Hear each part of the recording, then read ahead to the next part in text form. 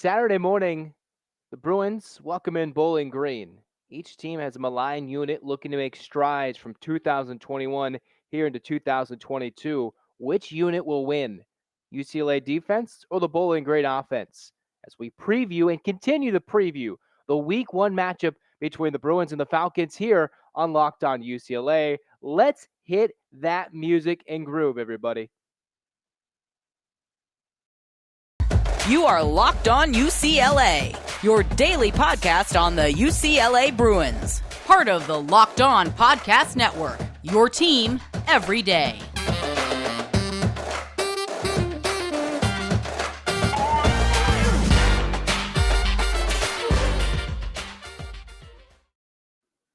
Hi, everybody. It's your host, Zach Anderson, Yoxheimer, D1 play-by-play broadcaster. You can follow me on Twitter if you're watching on YouTube at Zach and Yox, as you see with the overlay there. But glad to have you guys here for Locked On UCLA. Again, thanks for making it and the show your first listen each and every day. It's free wherever you get your podcasts, whether it's Spotify, whether it's Apple Podcasts, wherever you get them. It's for free. And if you're on YouTube, tune in, like, subscribe, comment on the videos, whether it's basketball getting some hits with Devin Williams committing, whether it's football leading up to their week opening game. Just enjoy the family and go follow the show Twitter at Locked On Bruins. Most importantly, Bruin fans, get those hands in the air for a Bruin 8 clap, everybody. And 1, 2, 3, 4, 5, 6, 7, 8, UCLA. UCLA, fight, fight, fight, as we welcome you in to Locked On UCLA. As I teased just a few moments ago, UCLA's defense, Bill McGovern and Stephan Blaylock, one of the leaders for the UCLA defense, talking with the media after the practice, in one of the final practices before their season opening game against Bowling Green. It'll be an interesting matchup as they bring up and they fight against the SoCal native Matt McDonald, the Bowling Green starting quarterback, against the fourth-year head coach Scott Loeffler, as he brings his Falcons into the Rose Bowl for just the second time in program history. First time against the Bruins, as the two teams will intermingle. First time the Bruins have ever faced a MAC opponent at home. You remember they faced Temple way back when in that 2009 bowl game out in DC with those frigid temperatures, everything. And that was when Temple used to be a MAC member. Here we go. The Bruins against the Bowling Green offense. Let's start with the Bruins defensively, right? In previous episode, went over what the depth chart looks like. That was recently dropped for the Bruins. You have the Murphy twins, the John Vaughns, the Kirkwoods, the Mwasaus at linebacker. Just so many defensive, all these guys. Azizi Hearn, Blaylock, as I said, up and down. You'll see the starters, the backups, and even some third stringers at times. That was even teased at practice leading up to the week. It'll be extremely, extremely hot. And yes, we've joked in the brief relaunching of the podcast that it can be hot in the Rose Bowl, right? Where you'll be sweating all weekend before the day and the day after. No, this week, an extreme heat wave hitting SoCal. So expect the Bruins to cycle through a lot of players defensively and offensively. But for Chip Kelly, defensively is where you'll see a lot of guys probably see so much different time, so much more time and more reps in the early going in these first couple of games, these first few non-conference games that the Bruins are heavy favorites in, but a hot SoCal sunny day in the Rose Bowl where it will be extremely hot. Expect the Bruins to use a lot of players. Just looking at some numbers in recent years, UCLA with their wins, when it comes to forcing turnovers, when they win the turnover battle, they are plus 20 in wins in turnovers. Yeah, plus 20 in wins, minus 27 in losses. So it's either you're winning big, you're doing everything right, or you're just simply shooting yourselves in the foot, getting in your own way, and the Bruins can't do things. And that's not exactly what the defense can help when it comes to your offense turning the ball over. But when they force turnovers, it tends to maybe negate those turnovers. It does, not just maybe, it does negate all the turnovers the offense will do. You've seen DTR at times be a little lackadaisical with the football at times. He can be extremely dynamic, but in his first few years, still maturing into the leader he is now in his fifth year at UCLA. you've seen DTR just kind of give up the ball. But the defense, it's their job to stop teams, and sometimes DTR has been forced to, account for lack of defense the Bruins have had these last few years. They changed with the 6 coaches, new defensive coordinator, Bill McGovern repeatedly asked, "All right, are you funny? How's the transition from the NFL and college?" All sorts of things. The Bruins, they're facing more of a pro style offense that Bowling Green will roll in here, a Bowling Green team that has 9 starters returning. We'll get to them in just a moment. UCLA is expecting to try and force those turnovers. And how crucial is the turnover battle for UCLA? Well, Stephan Blaylock was quoted as saying, "We've been emphasizing not just getting turnovers in the summer, even since spring, they've been practicing get the ball, force turnovers over and over again. And not just the turnovers, it's get off the field quick. Don't let the offense sit on the bench too long. Don't let them get cold. And especially this weekend against Bowling Green, there is no such thing as getting cold. There's rest and recovery, and then getting back out there and dealing with that epic, terrible SoCal heat wave we're going to deal with over this Labor Day weekend, the first full weekend of college football. UCLA, I noticed in some interesting numbers these last couple of years, 19 turnovers in their last 8 losses. 7 turnovers last year and 4 losses in 2021 of the 14, half of them coming in losses. But as we've discussed before, when UCLA wins under Chip Kelly, it's when they've forced turnovers to negate any of the turnovers the offense have done. Then in 2020, a year we probably all regret for the UCLA football team, where they had so many close losses, should have easily had a winning record. If not, could have easily gone undefeated if we're being quite honest. UCLA, with that losing campaign in 2020, had 12 turnovers in 4 losses. So in their last 8 games where they've lost, the last 2 seasons, won a shortened campaign with no fans, a completely different atmosphere. And last year, things slightly getting back to normal. The Bruins had 19 turnovers. So it's up to the defense to get that offense out there that's clicking in all cylinders and get them back on the field against the Bowling Green unit that, while we detailed a bit of the offensive line where the Bruins defensively can attack that much maligned unit, we're to kind of give some names and faces to some of the skill players, to quarterback Matt McDonald, and everything that can really change things going forward for this UCLA defense as they prepare for Bowling Green this weekend. But before we get into specifics about Bowling Green, let's hear some words from our friends at BetOnline. It's your number one source for all your pro and college football betting needs and sports info this season. Find all the latest football league developments, game matchups, news, and podcasts, including this year's opening week's games. BetOnline is also your continued source for all your sports wagering information, including live betting, esports, and scores. The fastest and easiest way to check in on all your favorite sports events, including Major League Baseball, MMA, boxing, and golf. Go head to the website today, or you use your mobile device to learn more about the trends and the action.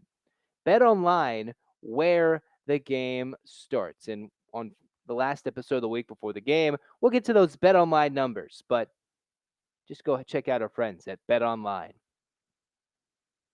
So for UCLA, they're already worked up to face a Bowling Green team that has maybe had some choice words. I think we've seen on the social media that was reported at their head coach's press conference. Now, we're not afraid of UCLA's cavernous, lots of seats filled Rose Bowl, but the joke is how many people will go to that first game with so much heat, as they reference games in the past that Bowling Green's played. So it won't exactly be a tough atmosphere for the offense to deal with in a very dry SoCal day in September.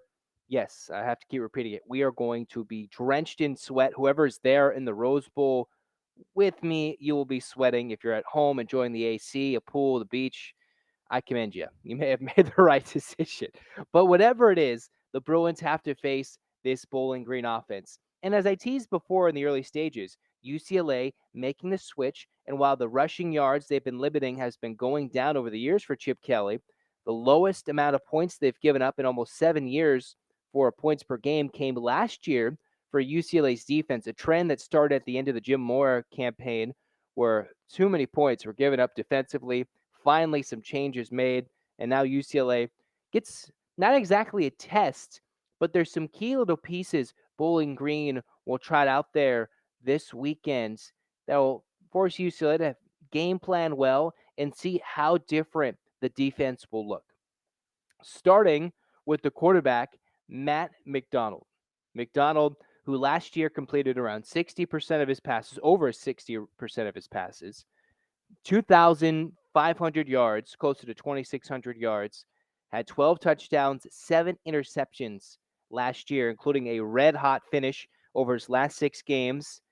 From the middle of October to the end of the year, he was able to have over 1,100 yards, 7 touchdowns, 1 interception, and McDonald hasn't had an interception in his last 115 passes attempted. So this is a red-hot quarterback over the last half of 2021, coming into 2022. Bowling Green team that operates with co-offensive coordinators running more of a pro-style system, 2 tight ends, couple receivers, tailback positions up in the air. But McDonald comes in, a veteran QB presence, starting at Boston College, even familiar to the SoCal ranks, as I've said before. He's from modern day high school. Yes, the one in Santa Ana, the one that's always been talked about in recent times in SoCal football. Then had the starting job won over JT Daniels, got hurt, lost the job, transferred to Mission Viejo, was a Diablo for the rest of his prep high school career, and then found himself in Boston College, where his head coach was the offensive coordinator. He got the head coaching gig at Bowling Green, and thus he followed back in 2019. So McDonald coming in looking to kind of squash that turnover bug. He did have a 3 interception game, did the Bowling Green starting signal caller back against Akron in October 9th of 2021. And then he's been, as I mentioned, red hot, firing at all cylinders. Everything going well for their starting quarterback, a guy that's had so many of his family members already play in the Rose Bowl. Funny enough, his dad, Paul, was a quarterback at SC, a couple of Rose Bowl wins with the Trojans. He's had a couple of older brothers, one with SC come to the Rose Bowl, and actually a brother who played in New Mexico State and came and played at the Rose Bowl as an Aggie member against the Bruins back in 2013, a little under a decade ago. So he'll be the 4th McDonald. Not old McDonald had a Rose Bowl, but, little McDonald coming and join the party at the Rose Bowl. So he comes, the SoCal kid hailing from Newport Beach, the beach guy having to play in the heat of the Rose Bowl. It'll be a nice welcoming homecoming for him. So funny little storyline coming to that, watching how McDonald rearing and ready to go against the Bruin defense, who's got that secondary that's waiting to hawk to the football, rally to the football, come and wait for any mistakes that McDonald's shown that he will make over the course of his D1 collegiate career.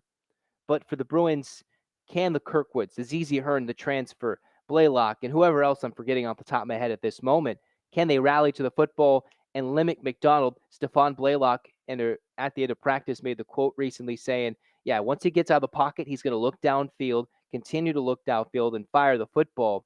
I mentioned in the most recent episode prior to this one for Locked On UCLA, Bowling Green's rushing attack was one of the worst in the nation.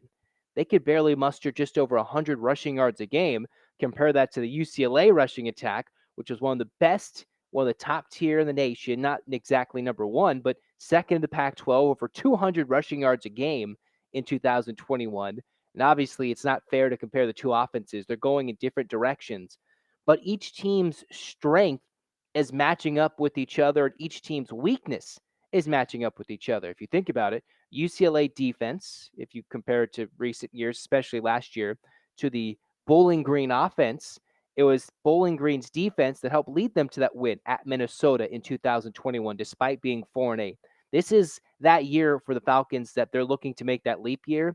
And for UCLA, obviously, all the talk, all the hype is this is the year, certainly, to make the Rose Bowl. If there is ever a dream schedule to make an outside run while still being in the Pac-12 conference at a college football playoff, and yes, we did our preseason predictions and projections, had them at 9-4, including that bowl game, falling either in the Pac-12 title game or just short.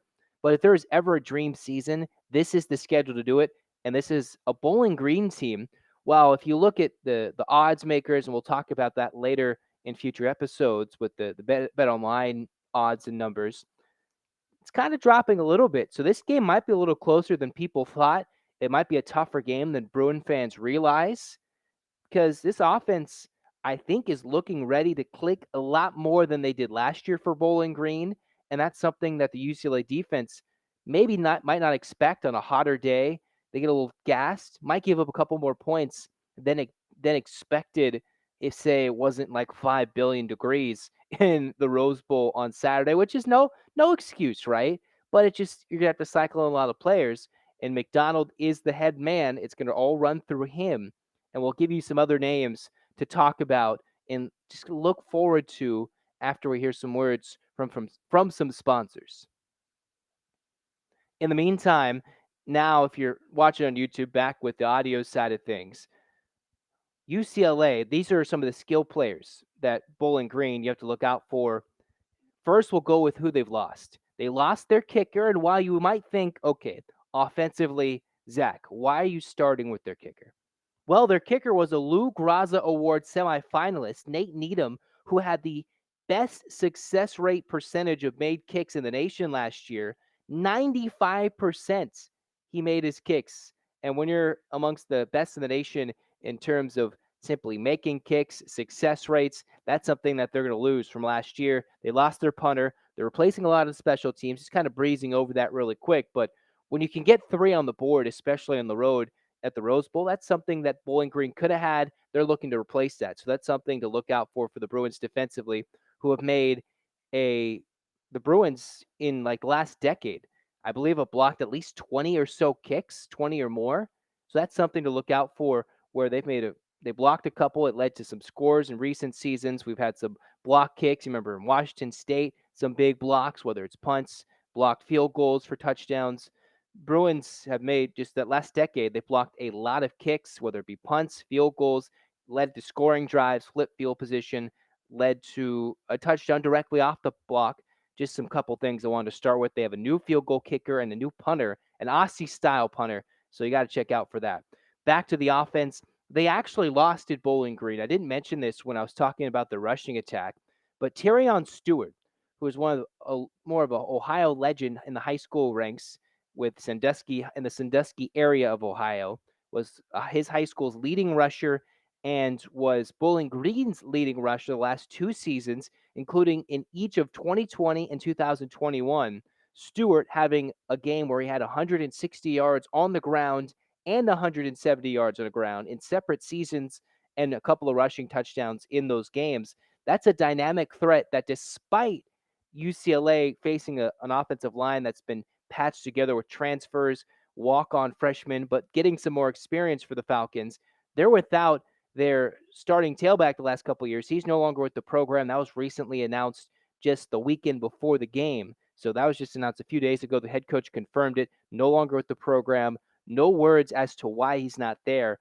But their leading tailback from last year is not there. Looking at the Bowling Green depth chart, there's a lot of oars on this depth chart for the Falcons. You can go back and forth, but they have 4 guys who could potentially maybe get some action for Bowling Green at tailback, whether it's Jamal Johnson, Teron Keith, Jason Patterson, Nick Mosley, and I'm not going to go deep into that, but that's just 4 sophomores down the board with their rushing attack. That's a little different.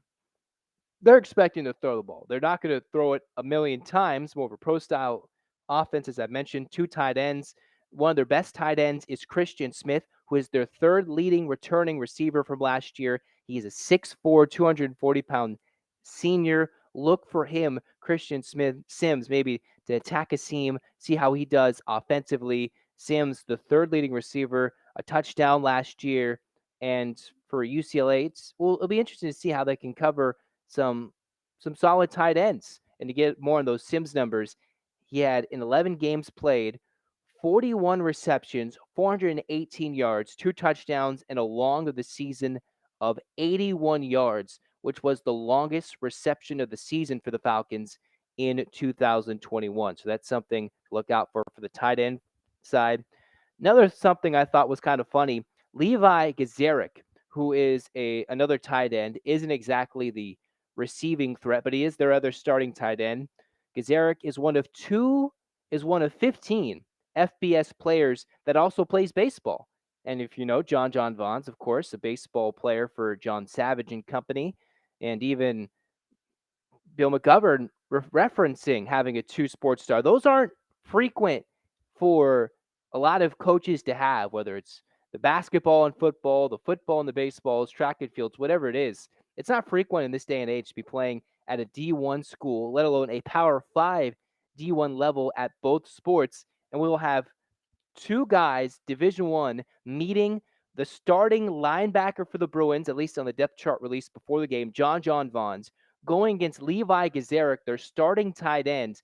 Both play baseball, and both are starting in football. Gazarek, a pitcher, had like a 7 ERA, struck out about 20 and some odd innings in 2021. But I thought it was funny. You have two sports stars going at it, only 15 of them in the FBS, but they're going at it week one. It's just funny how it all works out. It shapes out that way. So Gazarek, not as dominant, but he did have 10 receptions, 88 yards. He's one of their starting tight ends. I mentioned the tailback is up in the air for Bowling Green. Their starting back is not there, but some receiving threats to look out for. You have Austin Osborne, who was their second leading receiver last year, 64 receptions and 546 yards, averaging about 8 yards a catch, 2 touchdowns, about 45 yards a game. And what is their lethal threat? Tyrone Broden, who only had 36 catches last year, but led the team in yards with just 4 yards shy of 600, 596, an average of 16 yards a catch, and most importantly, 5 touchdowns to lead his team with a long of 64, had the best game average of yards per game of 54. He is 6'7". Yeah, that's a 6'7" guy going against the Bruins secondary. And yes, while they have some veterans, some youngsters like Kirkwood coming up, Stephan Blaylock talking about how Kirkwood's ready to take over the reins slightly.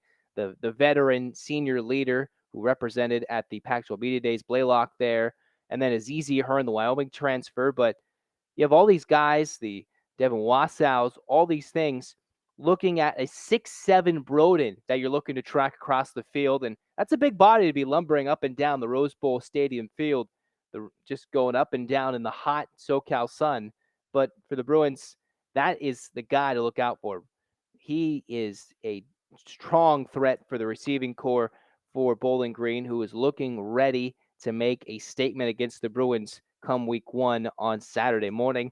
One thing the Bruins need to take advantage of, McDonald is prone to the turnover. This is a running game that is losing their starting tailback, just being announced that he's not with the program anymore. One of the weakest rushing attacks in the nation in 2021, with an offensive line that gave up one of the most highest numbers in this nation of tackles for loss per game, 7, just about the average. Bowling Green's, yeah, that's like a high number already. They give up 7 per game.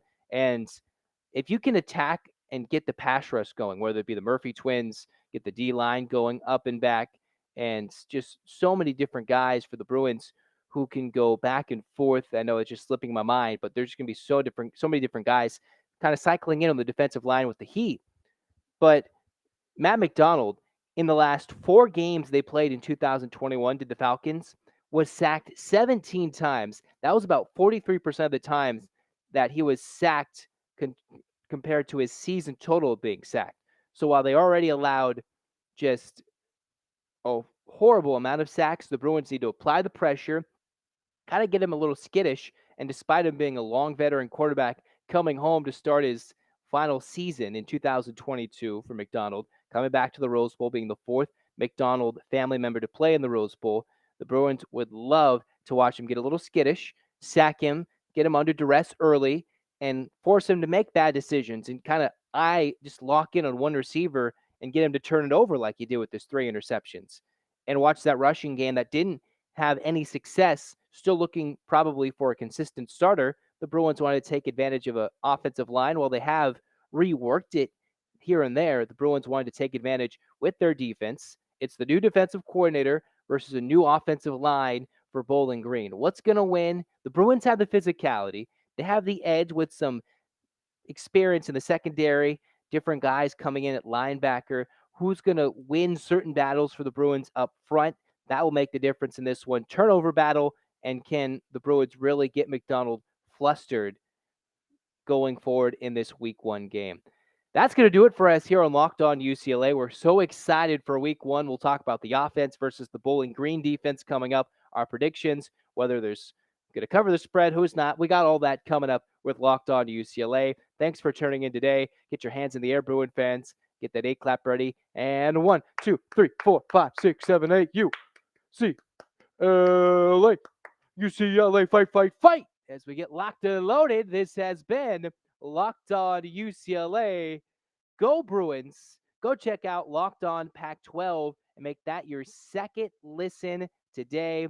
And also, in addition to Locked On Pac-12, still go check out that college football preview, the ultimate pro football preview, I should say, for Locked On UCLA. Your second listen should be the ultimate pro football preview in 2022, an 8-episode extravaganza to get you ready for the NFL season.